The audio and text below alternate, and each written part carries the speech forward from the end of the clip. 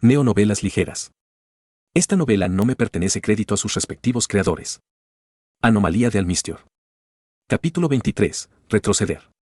De alguna manera, no esperaba una audiencia para esto. Rory miró fijamente al variado grupo que Zero había logrado arrastrar con él.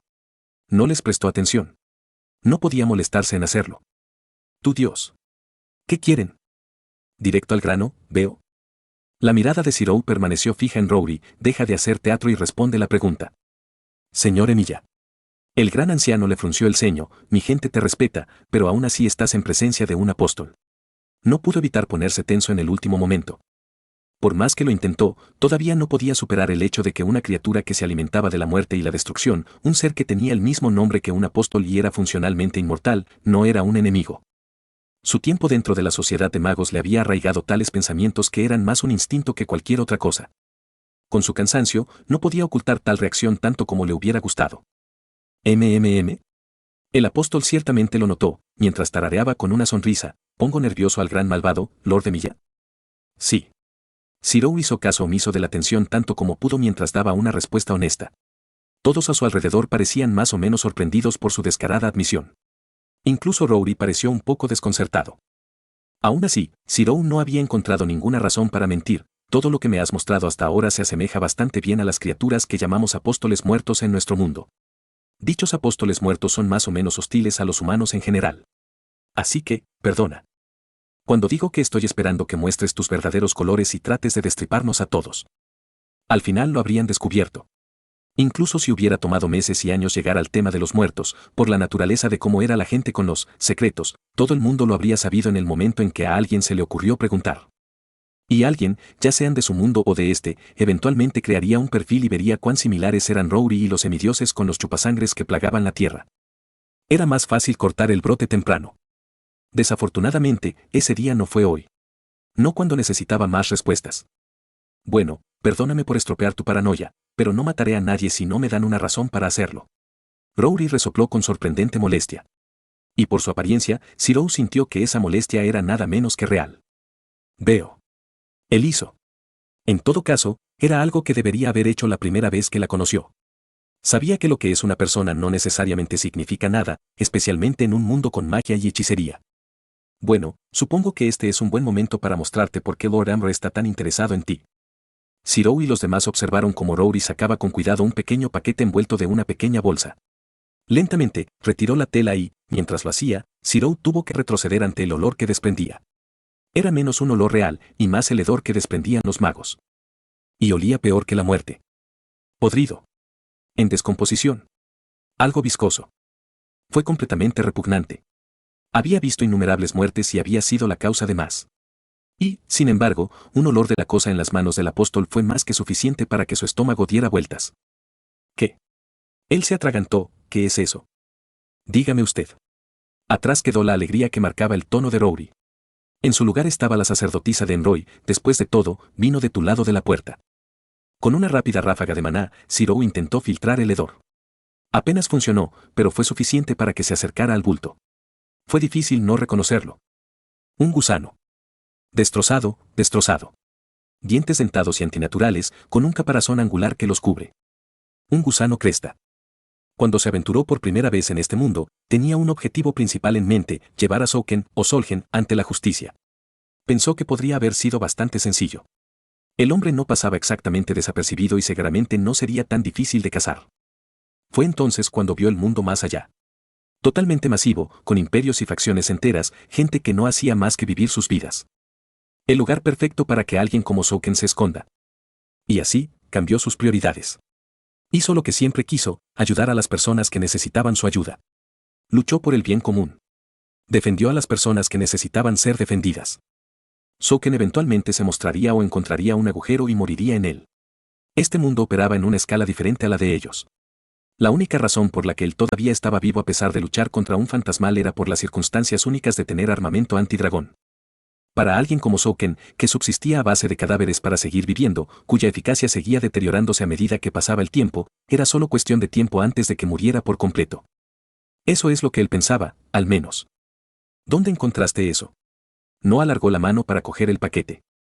Se sentía sucio solo por estar en presencia de él y mucho menos por entrar en contacto. Solo la idea de que esas cosas grotescas estuvieran dentro de Sakura lo llenaba de pavor. Leer sobre ellos, destruir un enjambre en medio de una pelea llena de adrenalina y ver uno en manos de Rory eran asuntos completamente diferentes. Han estado apareciendo algunos bandidos recientemente.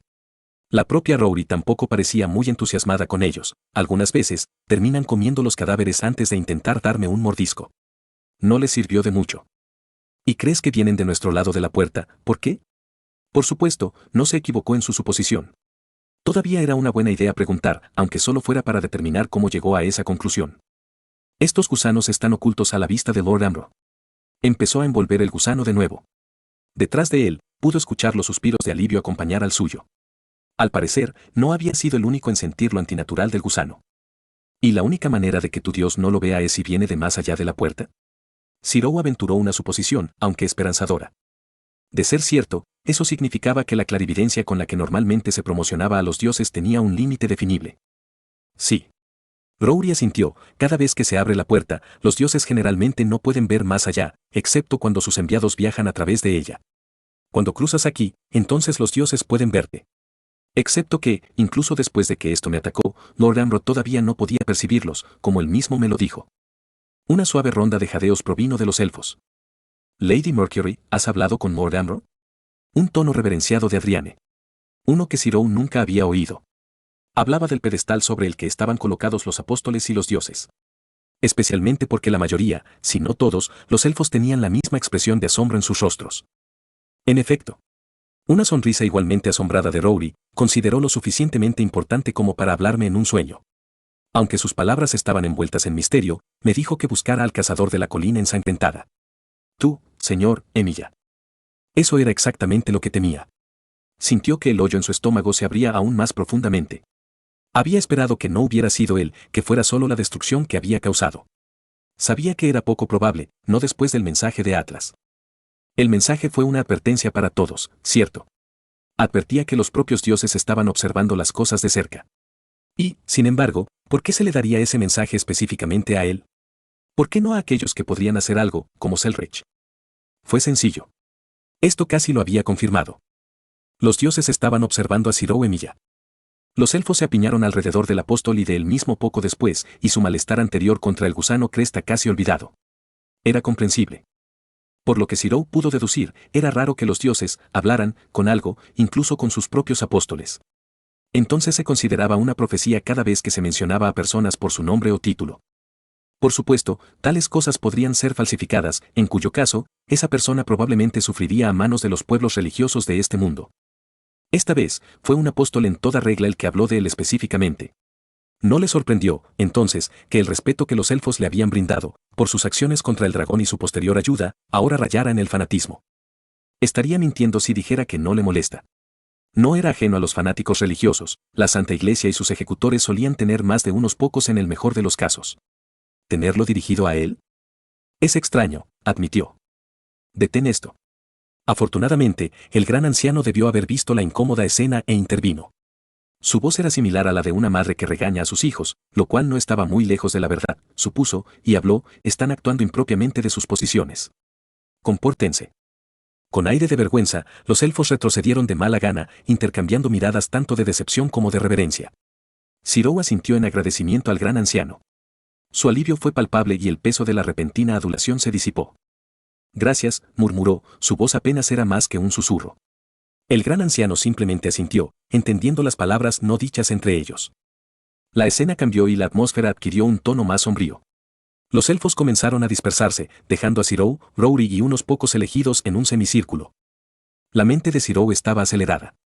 La existencia de Crustworms, lo que significaba que Soken no solo estaba vivo, sino que prosperaba si podía crear algunos, en este mundo, la atención de un dios y, ahora, la casi adoración de los elfos. Era una posición precaria, una que no había previsto ni deseado. Hay tanto que hacer y tan poco tiempo. Ni siquiera sabía por dónde empezar. No, eso estuvo mal. Él sí lo sabía. Se acercó a Rory y los elfos que estaban cerca de él se abrieron como el mar rojo. Sin decir palabra, le tendió la mano.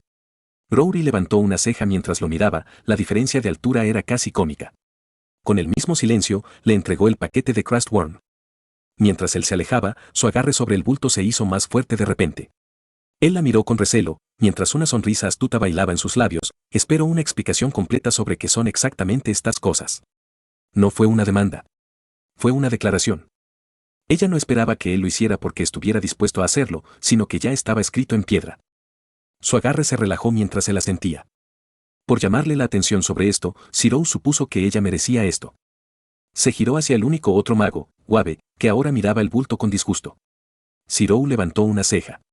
No esperaba que el señor supiera de los Crustworms, aunque supuso que no era tanto el saber como el comprender lo vil que era solo por las descripciones que Rory dio. No quería nada más que destruirlo, si era completamente honesto. Y, sin embargo, no pudo. Aún no. Era el único medio de rastrear dónde estaba Souken. Y, como Rory ni siquiera mencionó a su progenitor, supuso que ni siquiera ella y Embroy sabían sobre el mago rebelde. O eso, o ella lo sabía y se lo guardó para sí misma. No sabía qué era peor.